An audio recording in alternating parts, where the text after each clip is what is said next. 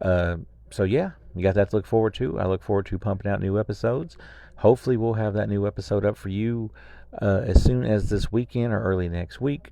So when you see another Vault episode, you should see hopefully a brand new episode. That being said, hope you enjoy this retro Vault episode of Zombies Don't Podcast. Pretty late because Goop had a Star Wars thing you had to do that night or something or another. It explains it in the podcast. And I've cut the majority of the Star Wars conversation out just because you don't want to hear Star Wars talk from us. I mean, if this was a sci-fi podcast, sure, but it's a horror podcast, so I spared you the Star Wars conversation. That being said, in some recent news now, we are going to be recording new episodes of Zombie Don't Podcast very soon. Goop probably won't be returning, but I will be doing the shows with Corey Jordan. Tonight on Zombies Don't Podcast, Part 3 in 3D. Just kidding. We are covering 2005's Feast, 1981's The Prowler, and 1988's Killer Klowns from Outer Space. Welcome, everybody, to Episode 3 of Zombies Don't Podcast, right here on ZombiesDon'tRun.net, part of the Horrorphilia.com network of podcasting, and we're coming to you on a very eventful night here as Whitney Houston has died, and Goob just got back from Star Wars. Yeah, and I just now heard about the Whitney Houston. Right when I logged on, it was all over Yahoo, so... Yeah, I reckon details are still pretty sketchy on that one. Yeah, I definitely didn't want to jump the gun and say it was drug-related, but I'm almost certain that's what it was. Well, you know, they say if it walks like a duck and it quacks like a duck, it's usually a duck, and I think all sources are indicating that she was partying pretty hard there, allegedly. So. That's a duck. Exactly. But nonetheless, though, don't let our lightheartedness get to you.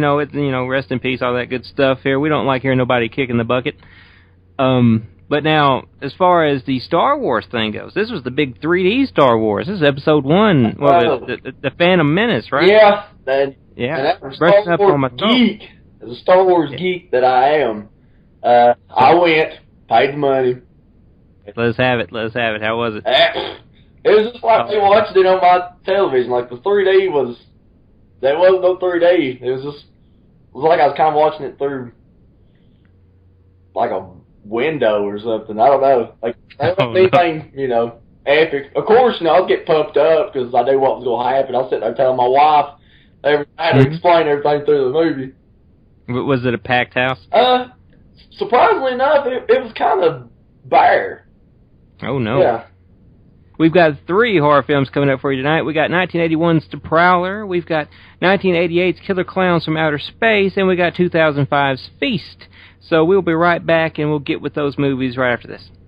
Hello, this is Shade Roop reminding you that Synapse Films is the place for classic horror and new and outrageous cinema, destined for your Blu-ray and DVD players. Our latest titles include James Glickenhaus's grindhouse classic, The Exterminator, Frank Henenlotter's outrageous Frankenhooker, and William Lustig's series starter Maniac Cop. Of course, you can check out all of these titles at synapse-films.com, including our most recent release, Scott Spiegel's Intruder. Gore galore via Synapse Films. Okay, and the first movie tonight we're going to talk about is another film from 1981. You may recall we did 2 1981 films last week. This one is The Prowler, directed by Joseph Zito, who also did Friday the 13th, The Final Chapter, and Missing in Action for any of you Chuck Norris fans out there. A masked killer wearing a World War II Army fatigue stalks a small town in New Jersey, bent on reliving a 35-year-old double murder, and he focuses on a college group of kids holding an annual spring dance. Now, I had seen this one. This was your first time seeing this, wasn't it? Yes. So why don't you tell us what you thought about Tom Savini's handiwork in this film? Oh, man. It was phenomenal. Like, at first, I didn't look at the DVD or anything. I just popped it in, started watching it, and just the first few epic gore scenes, I was like, my God, this is awesome. I turned it over and looked. Of course, Mr. Savini. Of course. Oh, man. I started just getting psyched.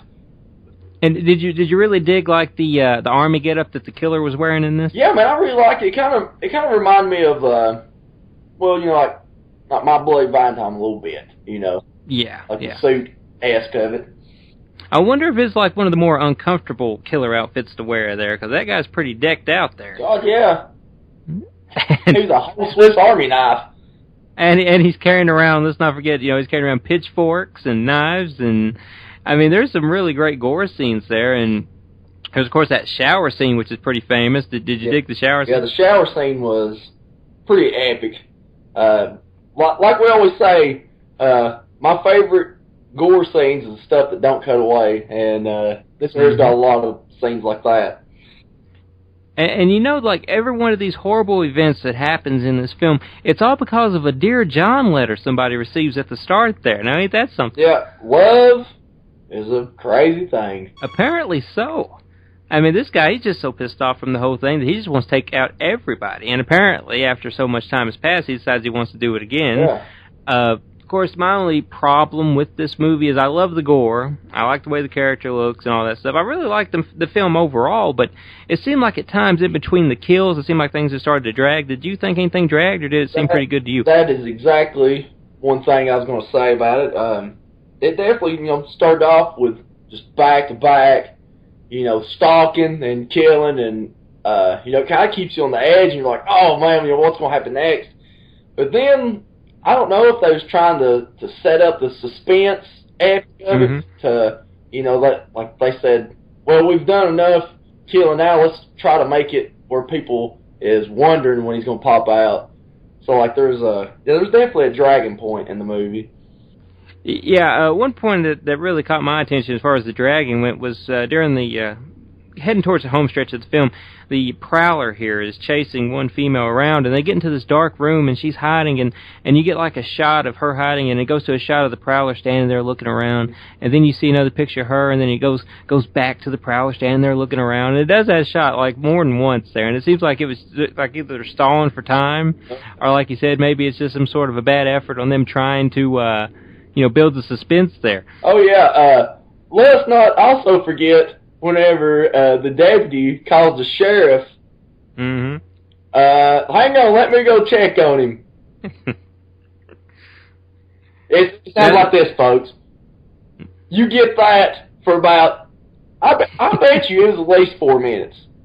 I'm going to go back and time it, but I bet you anything it was that long.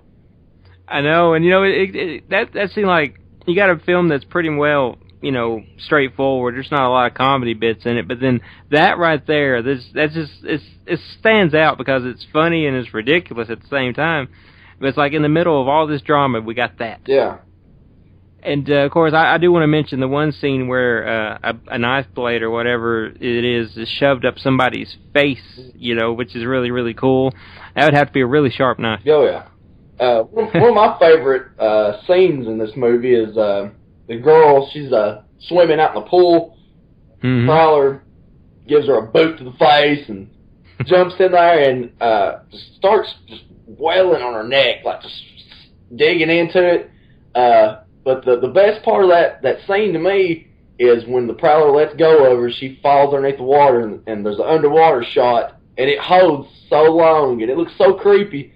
But the slit in her throat, a bubble comes out of that slit, and I was like, oh my God, that is so awesome. I don't know if they planned on doing that or what, but that was so awesome.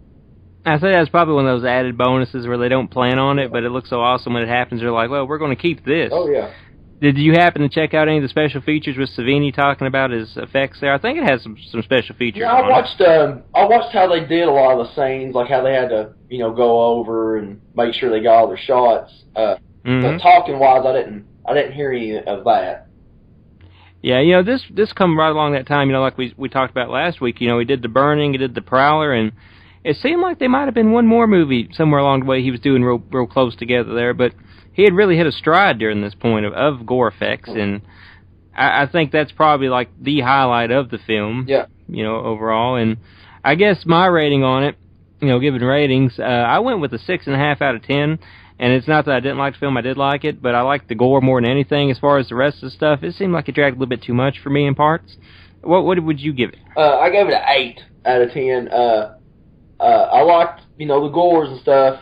The movie kind of kept my attention. Of course, stuff when it dragged. But one thing that I'm always talking about is the music stuff.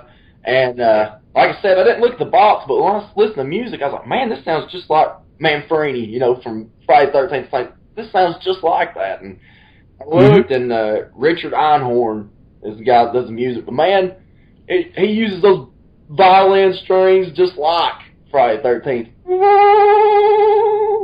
And, you know, a lot of times, like that music, it can make or it can break something, and it really helps a lot here. I thought that was good and eerie, too. But yeah, I mean, I really enjoyed that film. I mean, I'm glad that you turned me on to it.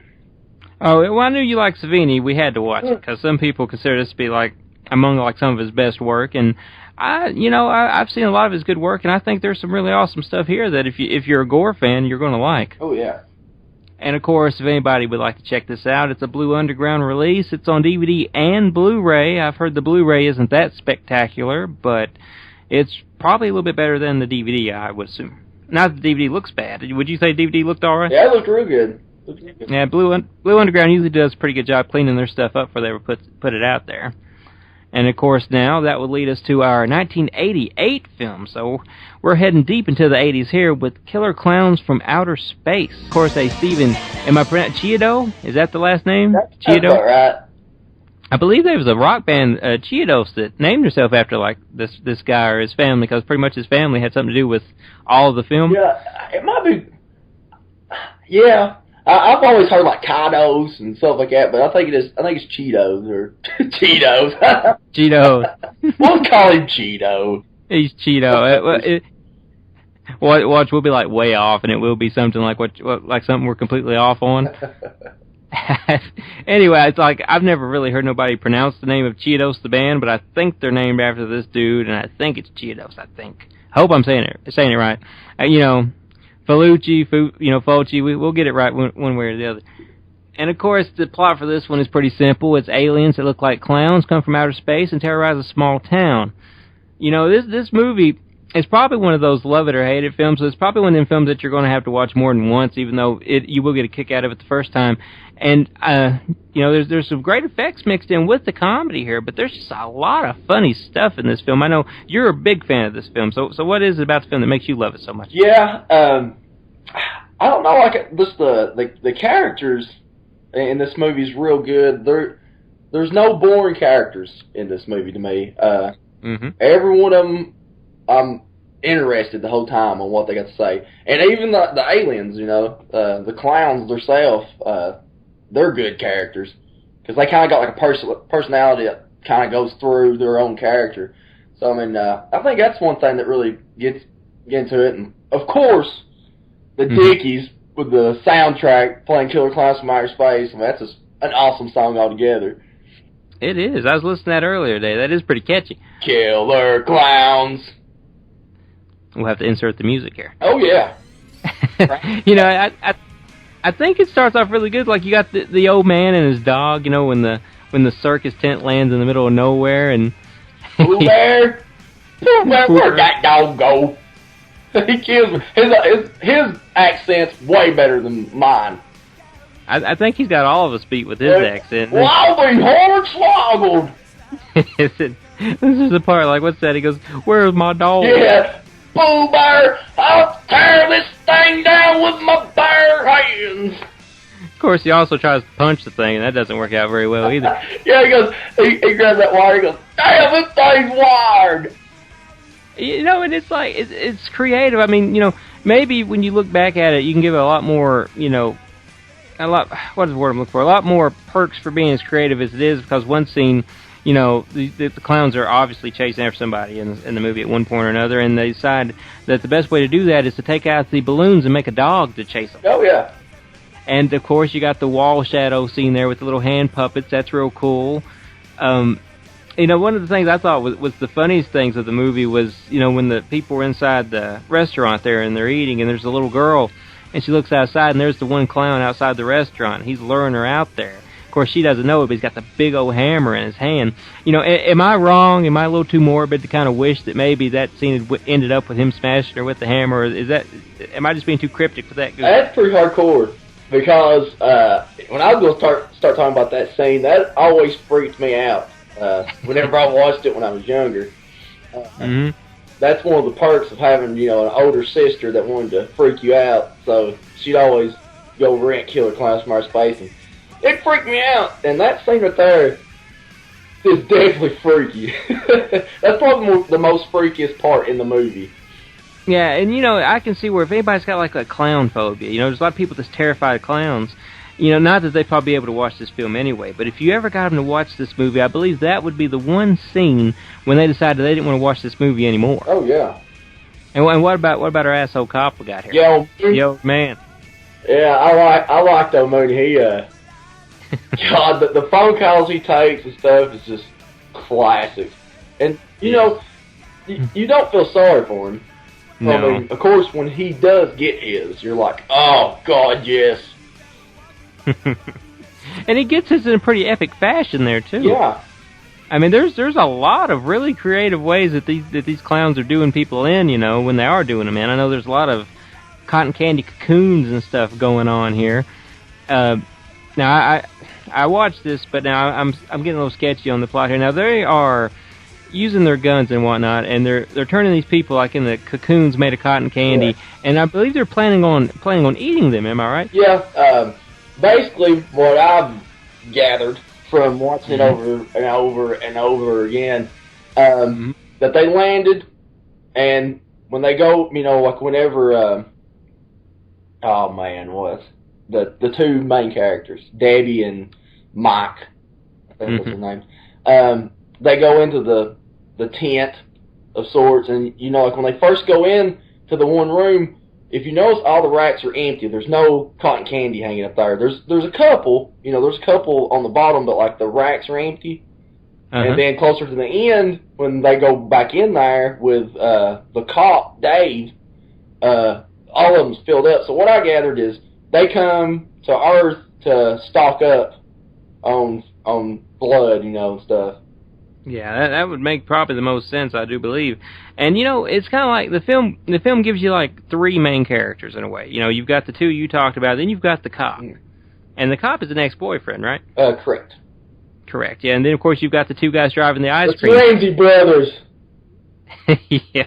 And when we're first introduced to them, they are crashing the Lover's Leap there with a couple of well-endowed ladies, I guess you could say, there, trying to put the moves on them, and clearly the women are just there for the ice cream.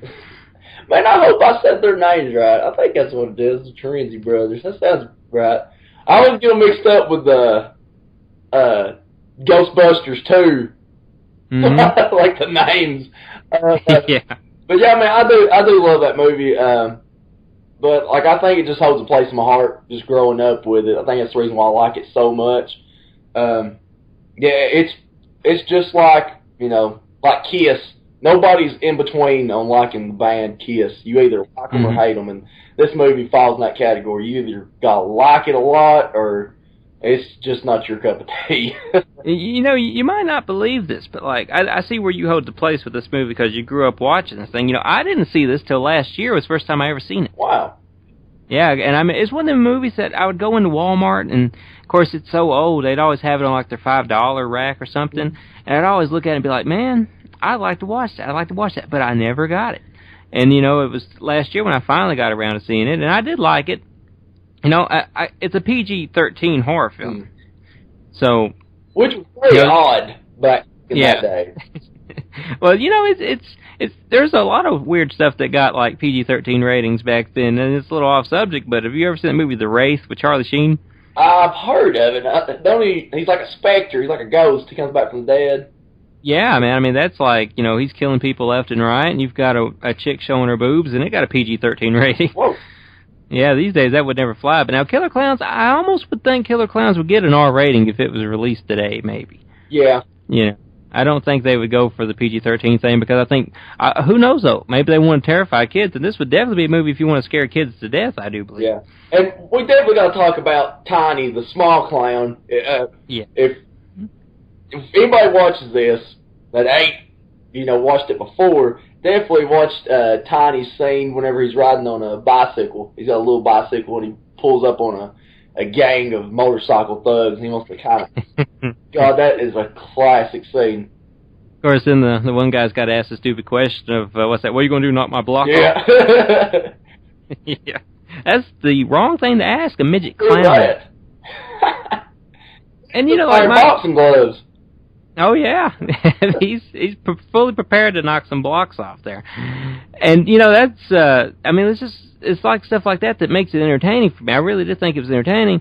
I just wish, you know, maybe there was more of a body count here because, you know, you got a lot of, you know, established characters, main characters. You got the cop, you got the woman and her boyfriend, you got the two brothers in the ice cream truck, and, spoiler alert, they all live at the end of it. Yeah. And maybe they were gearing up for the sequel. I don't know. Yeah, But that's one thing that I was going to say is I don't know if they meant to leave it open for a sequel, but it ends so perfect to, you know, make you think, you know, is it over or, you know. Well, I got news for you, Goob. Just announced last month. I didn't even know this, so I checked IMDb today. But the return of Killer Klowns from Outer Space in 3D has been announced. Oh. Yeah, so that may be this year or maybe next year, but they're going to make a sequel, and I'm pretty sure that the main guy, like the chick's boyfriend, I think he's already signed to come back. Oh, man. So, yeah, so we got that to look forward to, and hopefully it'll be more like this and not, you know, plagued by the CGI stuff and all that when they make it. But what score would you give this one? I gave this an 8 out of 10 as well. Of course, I didn't just give it a full-blown 10 out of 10 because it's one of my favorites. I was definitely trying to be fair on it for someone that, you know, ain't watched it. But I mean, I think people would enjoy it as long as you watched it with an open mind.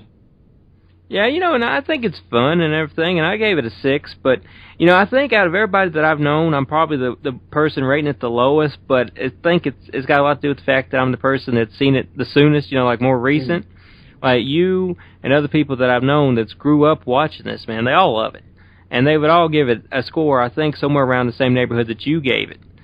Because, I mean, that's just one of them films. I mean, like me, there's films I've seen when I was a kid that are probably, not that this film's awful, because this film's good, but I've seen films when I was a kid that's probably awful by today's standards, but I'd still rate them high just because I grew up watching them. Yeah. I watched this movie growing up called Tomboy. Have you ever heard of a movie called Tomboy? No, not right offhand. I've been talking about it, I can remember it. You know the girl from Saw that plays Jigsaw's wife? Betsy Russell. I think so. I can't place her right now. Yeah, in the Saw films, she's Jigsaw's wife. She's the lead in this, and she plays a female race car driver that decides that she wants to, you know, race the men. So she starts racing the men, and she meets this guy, and you know, they kind of got a romance going, but still they're kind of in a competition because she wants to beat him. And it's kind of, I mean, I believe it's a rated R film. And keep in mind, I watched this growing up, and this was probably the first set of boobs I ever saw on television because it shows them too. That's why I also like Betsy Russell. She still holds a soft spot in my heart today. And that movie is probably terrible. I mean, if anybody else watched it, they'd probably think it was horrible. But I'd probably give it an 8 because I grew up watching it. And I would buy it, Goob, and show it to you, but the stupid thing is out of print and they want like $35 for it. God. And I don't think her boobs are worth $35. I'm sorry. But speaking of a film now with the woman who used to show her boobs in it, our next film is 2005's Feast. Now, this is a John Gallagher film. I believe I got the last name right. Is it Gallagher or Gulliger? Man, I don't know how you pronounce that. He's the son of Clu Gallagher. We might need to go back to school. We may need to. Just for English. English. We need somebody to help us pronounce these names. But either way, you know, I think we're getting close to it. But Gulliger, Gallagher, either way, you people know who we're talking about. Either way, he's the son of Clu Gallagher, who stars in this film, who also starred in Return of the Living Dead and Nightmare on Elm Street 2. So, yeah, there's a little bit of a horror history there going on in this one. And, of course, it's a pretty simple story. People are locked inside a bar, and they're forced to fight a group of monsters that decide to attack the place. It stars Henry Rollins, Eric Danes from Grey's Anatomy. That's McSteamy there for all you people out there. He's in here for a little bit. Jason Mewes from Jay and Silent Bob. And also Krista Allen, who I remember as a kid from Emmanuel in Space that used to come on the boob tube there on Cinemax or Showtime or one of them. Is one of them I had to sneak to see. It was kind of like the softcore stuff. You ever watched that show, Google? I've watched Emmanuel. Yes. But the chick you're talking about, is it the one that's she's in The Hitcher too? I don't know if she's in that. I've not seen The Hitcher 2, so I don't know. She's the main chick in this movie. Okay. Is she in Thinner?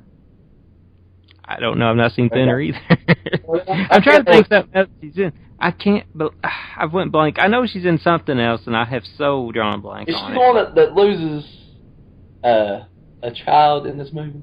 Yes, sir. That would be. Yeah, I won't say she's in The Hitcher too, and she plays a gypsy woman in that movie Thinner. Well, she got famous because she was Emmanuel on the TV series Emmanuel, which had the wonderful theme song. If anybody remembers, it goes, Emmanuel, Queen of the Galaxy, all that good stuff. Emmanuel!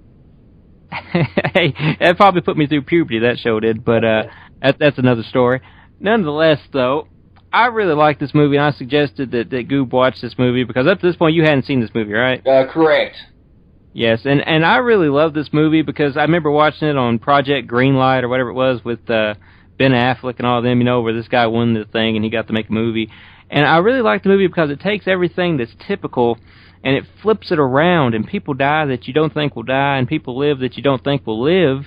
And it's really funny, and it's gory, and it's got memorable scenes and characters, and I think it really starts off right. And this is a spoiler alert, and I'm sorry, but I mean, you have to name it just to get, drive home just what this movie's about. But Eric Danes, who is, a star on Grey's Anatomy, he shows up at the beginning of this film, busting into the bar. Now, he's seen these things before anybody else has. He plays the role as Hero, was the character's name. And they ask, well, who are you? And I'm the guy that's going to save your ass. And the next thing you know, he's pulled through the wall and he loses his head. It's difficult. Yeah. But I mean, I'm really interested to hear what you think of this group. Did you like it, or did you hate it, or what did you think of it? Well, man, as soon as it started off and I saw that Henry Rollins was in this movie, yes. Being a huge Black Flag fan, punk band fan, I was like, oh my God, he's going to be a badass in this movie. Because, he's always a badass. Yeah. So, I get pumped, and then the movie just went. It's like someone just put the pedal to the metal and got with it. And, yeah, I mean, I definitely enjoyed it, and there is some epic effects in this movie. And what did you think of the scene where Rollins is used as a battering ram now? Oh, God. I'll tell you one part that I did like of Rollins. Not that the movie was a flop or anything, but I laughed my ass off whenever he put on those pink jogging pants. I don't know why I thought that was so funny, but I laughed like I was watching a comedy or something. Yeah, man. That's the thing about this movie. It's horror, and there's horrible things happening to people. I mean, come on, some chick gets face raped by one of these creatures, but it's hilarious. And I mean, it's like the guy that owns the bar there. Like at the very first time we see him, he's of course doing it with Krista Allen's character. He's like, "Oh, come on, baby, act like you feel it." I mean, it's just funny stuff. And then plus like Clu Gallagher. Then he's the guy that's the bartender. I really like the bar. Did you dig the bartender? Yeah, I liked him. You already mentioned it, but I definitely remember him from Return of the Living Dead. He played the dad on Nightmare on Elm Street 2. Yeah, I totally forgot about that. I try not to watch Nightmare on Elm Street 2. I think a lot of people try not to watch Nightmare on Elm Street 2. But yeah, man, it's like, and plus we threw a curveball there because there's one chick in this movie who you think is like going to be the main chick in the movie, but it doesn't turn out that way. Did that shock you? Yeah, the main curveball of it is the still shots that they would show. And it even tell you the lifetime, what's the word I'm looking for? Lifetime expectancy. Yeah, expectancy of each character. Right. Yeah, it even tells you oh, they're gonna live this long, or so. I was going by that the whole time. There was one of them that they mentioned that they would estimated whatever was a certain amount of minutes, and I believe they actually die in the film within that certain time there that was given. So, I mean, it's just funny stuff like that, and I don't know, there's just something about it that I really, really liked, and it kept me entertained from the start to the finish there. And did you like the ending of it, or did you think it kind of was lacking, or did you go satisfied at the end of it? I mean, did you walk away from it feeling like you'd seen something good, or did you feel like you needed a little more than what you got? I kind of wished it would have ended just a little bit more impactful, if that's a word. Yeah. And I liked after it ended and the credits rolled, like 2 little screenshots, then it went back inside the bar and showed that. That was cool, but yeah, I kind of wish that something would have happened to all of them. I wish that no one would have walked away. But I mean, that's pretty cool ending. So you want them all to die, right? Yeah. You know, I wouldn't have cared if you killed them all, although I think I might have, been a little sad had Krista Allen there bit the dust, just because I'm a Emmanuel fan. But anyway, my score for this one, you're probably going to think I'm crazy for this, Scoop, but this is one of the rare films that I will give a perfect 10 out of 10. Alrighty. And what did you give it? Well, on all of mine this time, I've gave it an 8 as well.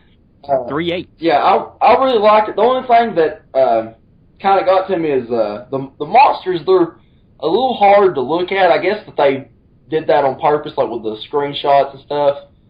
I don't know. I don't really like watching the real compact.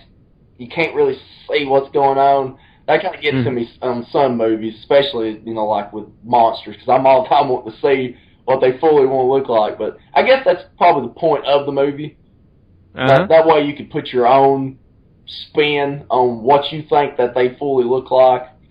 Yeah, it leaves a lot of it, up to your imagination there. Yeah. And, of course, this would spawn 2 sequels, Feast 2 and Feast 3, and I'm going to tell you, I hate Feast 2 so bad that I've never watched 3. So, of course, Feast 2 now, I would go ahead and let you have a clue here, Goop, since, it's really not that big of a spoiler anyway, but if you ever watch the second one, the bartender ain't dead. Oh. Even though he had a heart attack. Apparently he was just, he just had a bad moment, but he bounces back from it. And then, of course, there's a couple other characters there from this one that pops up, but there's a lot of new people, and it just gets weird, man. And I have that one if you want to watch it. I think you're going to be disappointed with it, though.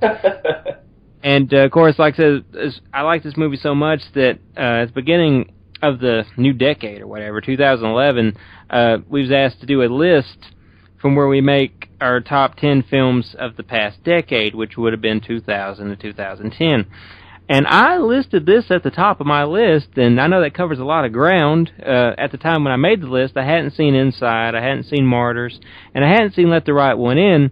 But even though I've seen those now, I'm still, a little tempted to throw it at the top of a list. I know that's a pretty big margin there. There's a lot of stuff that come out between that time, dude.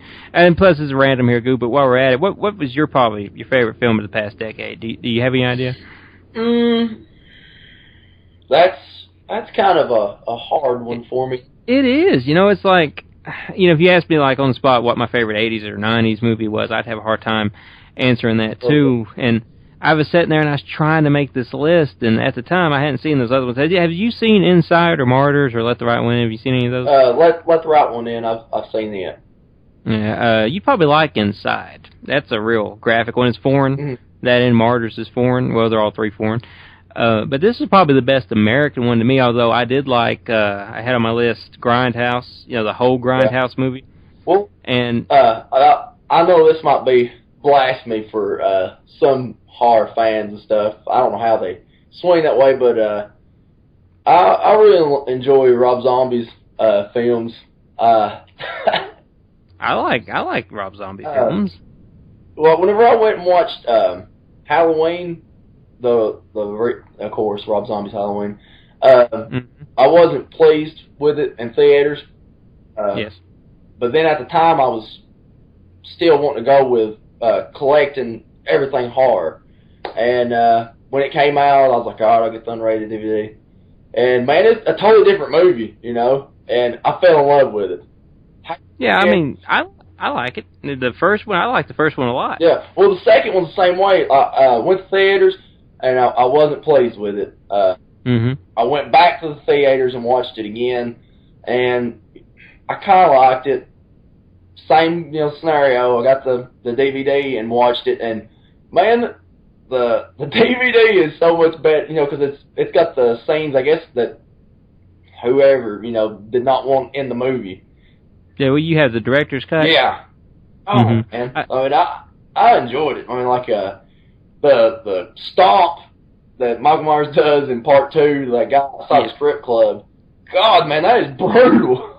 That is graphic. You know, I bought the movie when it first came out on DVD. I think I bought it like the same week or maybe the week after because I liked the first Halloween.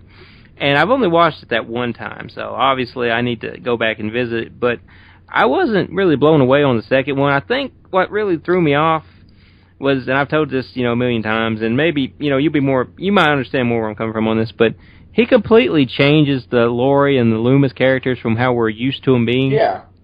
And it just, I don't know, it's hard for me to accept that because, you know, Laurie isn't at all like that, and the Loomis we know isn't at all like that. So it was a bit of a shock. Maybe if I got over the shock of how their characters were portrayed, I could enjoy the movie more. Especially Loomis. I mean, I hate seeing Loomis tampered with like that. Yeah, it's almost like, what's the saying? Life portrayed in movie or movie portrayed in life. Whatever that saying is. I want to say Michael McDowell is probably like that real life. Because, like, when I wanted to meet him last year at the horror convention, I had to talk to his damn agent first. They're like, oh, yeah, well, it's going to be $24 for an autograph. I was, what? Huh? And they wouldn't let you talk to him until you gave his agent the money first. Wow. Yeah. So maybe that's why Rob wrote that in. Yeah, he's probably like, Malcolm, we're going to tell everybody how you really are. Yeah, but now we don't think that Scout Taylor Compton is like she is in this movie, do we? Oh, I don't know. If she's crazy like that, I'll be fine because she can go crazy on me anytime. And nonetheless, though, Feast, though, getting back to Feast real quick, wrapping it up. Feast is, of course, by the Weinstein Company, Dimension Extreme. I think they're still in business, so their movies are still fairly easy to get. And on that note, that wraps up our actual 3 movies, and we'll be right back after this. Hey, film fanatics, Shade Roop here again with yet another wonderful addition to your home library, Dark Stars Rising, a book I put together with a number of interviews over the years with fantastic people like Crispin Glover, Divine Tura Satana, Mr. Udo Kier, Alejandro Jodorowsky, Gaspar Noé, Teller of Penn and Teller, Jim Van Beber, Richard Stanley, Buddy Giovinazzo, William Lustig, Chaz Ballin, all sorts of folks that are just destined to bring lovely dark excitement to your home. Feel free to check this tome out at darkstarsrising.com or at worldheadpress.com. All sorts of wonders await you in this heavy, thick 560-page tome filled with 8 additional color pages. Fun is yours at darkstarsrising.com. Okay, and we're back here, and we're actually about to wrap this one up tonight. We don't have any certain topic to talk about like we had the last couple weeks, and that's just because we're really getting a late start here, and we're trying to get this out on Sunday because we're trying to be consistent. 3 weeks, 3 shows, and sometimes, maybe there isn't a topic worth getting on the subject of, even though I know down the road, now I don't want to say who these people are because, I hate to name people and then they don't show up on the show, but there is negotiations going on to get people on here, like actual guests. We should have that coming up here pretty soon. Goober, are you excited about possibility of guests on the show? Yes, I am very excited about guests. That way they can hear how retarded I sound when I'm talking to them. Oh, when me and you get on here, see, they're not used to my accent either, so when me and you get on here and we start talking to them, they're going to think they're on hee-haw or something. No! They're like, all right, and now Conway Tweedy. That's what we'll do. We'll do that as a joke to them when they get on the show. We'll be like, okay, can you hold that thought? Now some Conway Tweedy. Put your sweet lips a little closer to the phone. Okay, but I did send out a thing today, if anybody had any questions for us, and keeping with the time-honored Horrorphilia podcast traditions from everybody on the network, we don't really get no emails. I don't know why, but we did get 2 questions on the Facebook page, and Michael Leonard, longtime listener, big-time fan, I'm sure, wants to know what Goob and I's favorite kill of all time is. Goob, what's your favorite kill in a horror movie? Whoa! That... They jump right at you, don't they? If you know yours, You can go ahead. I'll have to go through them all. Man, you know, I've been asked this question before. I got, like, the same way you've been hit with this question out of the blue right now. I've been hit with this question out of the blue before, and I sit there just like, you know. I mean, it's like asking somebody to pick between their kids, you know.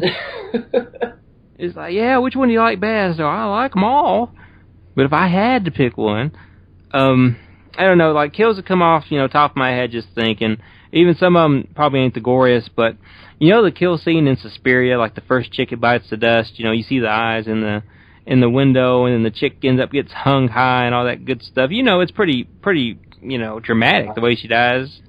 I really like that kill. Have you seen that one too? Yeah, you know what I'm talking about. It's like the first chick that dies. I think that's pretty epic. I've kind of got one. Yeah, go ahead and shoot it out. This one here, I don't know if it's probably my all-time favorite, but just as soon as, like, I told you I had to think about it, the one that entered my mind is Sleepaway Camp 2. Whenever, man, why does my mind go blank of names? I always like trying to remember the names of the characters. I'm terrible with names, man. Allie's her name. The blonde-haired girl that's in part 2. She's like the... Is this the one that has sex out in the woods? Yes. Okay, I remember. Yeah, and Angela puts her in that porta potty or the outhouse and just jabs her down with that stick. She comes up. She's got leeches and fecal matter all over. That's pretty epic to me. That's probably one of my most favorites. That or Gage from Pet Sematary when he killed Munster. Yeah. Munster.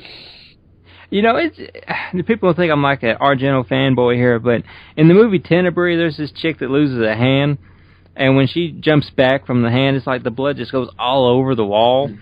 I mean, it's very, very epic to see that, man. It's gnarly in a good way.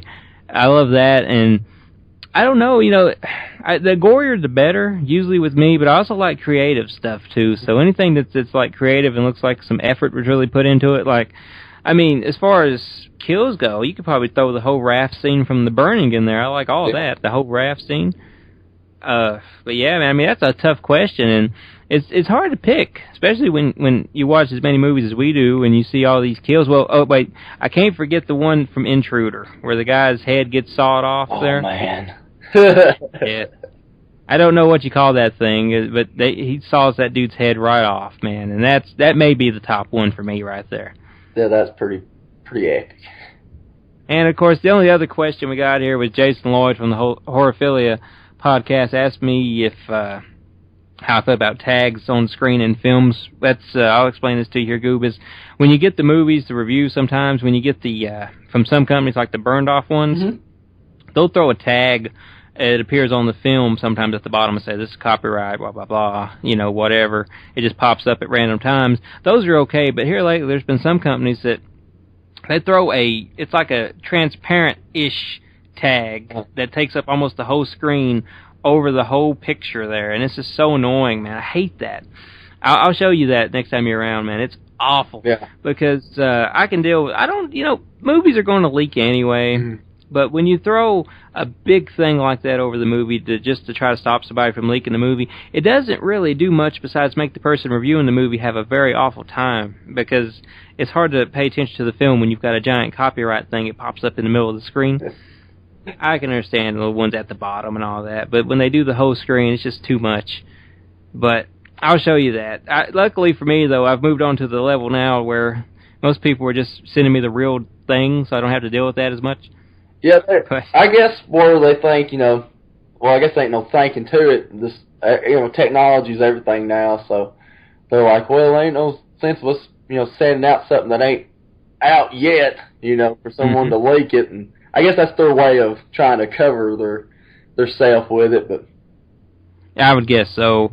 But it's just it's annoying. Yeah. But I don't know. I'm different. Everybody's different. If I made a movie, I might feel different. But even the way I feel about it is, if you make a movie that's good enough, even if it is maybe not a legal copy of the movie somebody's watching, I think they're going to go out of their way to buy it anyway. Because I've seen movies before that wasn't in the honorable method, but I usually go out of my way and buy them if I like it.